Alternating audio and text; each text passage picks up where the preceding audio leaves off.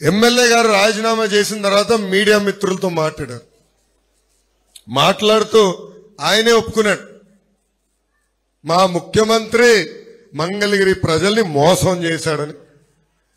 ఆనాడు మంగళగిరికి జగన్ గారు వచ్చి ఏకంగా ఆల రామకృష్ణారెడ్డి గారిని గెలిపించండి, మంత్రిగా నేను చేస్తానని హామీ ఇచ్చి మాట తప్పారు. అంతేకాదు మంగళగిరి నియోజకవర్గానికి ప్రత్యేక నిధులు కేటాయించి మంగళగిరి నియోజకవర్గాన్ని అభివృద్ధి చేస్తున్నారు, అది చేయలేదు.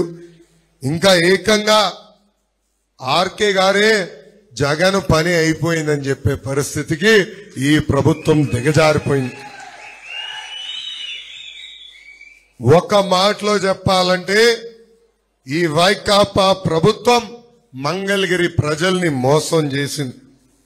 కానీ మంగళగిరి ప్రజలు నేను హామీ ఇస్తున్నా, మంగళగిరిని నా మనసులో పెట్టుకుని అభివృద్ధి చేసే బాధ్యత వ్యక్తిగతంగా నేను తీసుకుంటాను. గత 4 సంవత్సరాలు 9 నెలలుగా మీరు ఎదుర్కొంటున్న సమస్యలు నేరుగా నేను చూశాను. కష్టకాలంలో మీకు నేను అండగా నిలబడ్డాను. మంగళగిరి నియోజకవర్గానికి ఒక మాస్టర్ ప్లాన్ కూడా వేదిక మీద పెద్దలతో కలిసి మేము రూపొందించాం. మొదటిది, మంగళగిరి నియోజకవర్గంలో ఉన్న నిరుపేద కుటుంబాలకి ఇల్లు కట్టించి అందజేసే బాధ్యత నేను తీసుకుంటాను. అందుకే ఆనాడు 20,000 ఇల్లు కట్టిస్తానని శిలాఫలకం కూడా వేస్తాం జరిగింది. రెండోది, మన నియోజకవర్గంలో ఎస్ఐడ్ భూములు, ప్రభుత్వ భూములు, ఇంకో పక్కన ఇరిగేషన్ భూములు, ఎండోమెంట్ భూముల్లో దశాబ్దాలుగా ఇల్లు కట్టుకుని నివసిస్తున్న వాళ్ళు ఉన్నారు. ఎన్నికల ముందల ఆ భూములన్నీ రెగ్యులరైజ్ చేస్తారని హామీ ఇచ్చి మాట తప్పింది ఈ ప్రభుత్వం. వాళ్ళు కూడా పిలిపిస్తున్నా, ఇక్కడ పసుపు జెండా ఎగరేయండి. మన ప్రభుత్వ అధికారంలోకి వచ్చిన మొదటి 2 సంవత్సరాలు అది రెగ్యులరైజ్ చేసే బాధ్యత మేము తీసుకుంటాం. ఇంకా తిట్కో ఇల్లు పరిస్థితులు మనం చూసాం. మౌలిక సదుపాయాలు లేక అక్కడ ప్రజలు అనేక ఇబ్బందులు ఎదుర్కొంటున్నారు. వాళ్ళకి మౌలిక సదుపాయాలు కల్పించే బాధ్యత మేము తీసుకుంటాం. ఇంకా U1 జోన్ రైతులకి ఎమ్మెల్యే గారు అనేక హామీలు ఇచ్చి ఇప్పుడు టోపీ పెట్టి ఆయన పారిపోయాడు.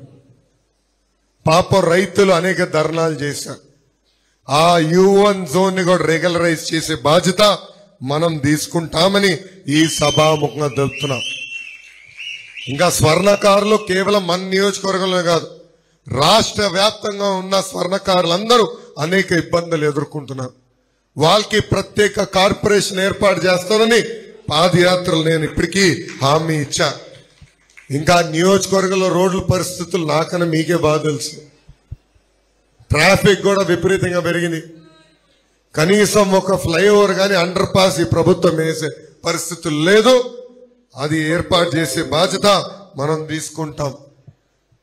ఉప కులాల వారిగా మన నియోజకవర్గంలో కమ్యూనిటీ భవనాలు కడతాం.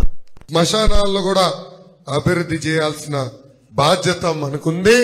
తప్పనిసరిగా స్థలం కేటాయించి అన్ని గ్రామాల్లో శ్మశానాలు కూడా ఏర్పాటు చేసే బాధ్యత మన ప్రభుత్వం తీసుకుంటుందని ఈ సభాముఖంగా హామీ ఇస్తున్నాం. ఇంకా రైతాంగం కూడా తీవ్రంగా నష్టపోయింది. అకాల వర్షాల వల్ల పంట నష్టం అవుతే కనీసం వచ్చి చూసే పరిస్థితిలో ఈ ప్రభుత్వం లేదు. వాళ్ళకి నేను అండగా నిలబడతానని హామీ ఇస్తున్నా. ఇంకా మన నియోజకవర్గంలో తాగునీటి సమస్య తీవ్రంగా ఉంది. డ్రైన్లు కూడా ఎంత అధ్వానంగా ఉందో నాకన్నా మీకే బాగా తెలుసు. డ్రైన్లు కూడా భూగర్భ డ్రైనేజ్ చేసే బాధ్యత మనం తీసుకుంటామని ఈ సభాముఖం మీ అందరికి నేను తెలుపుతున్నా.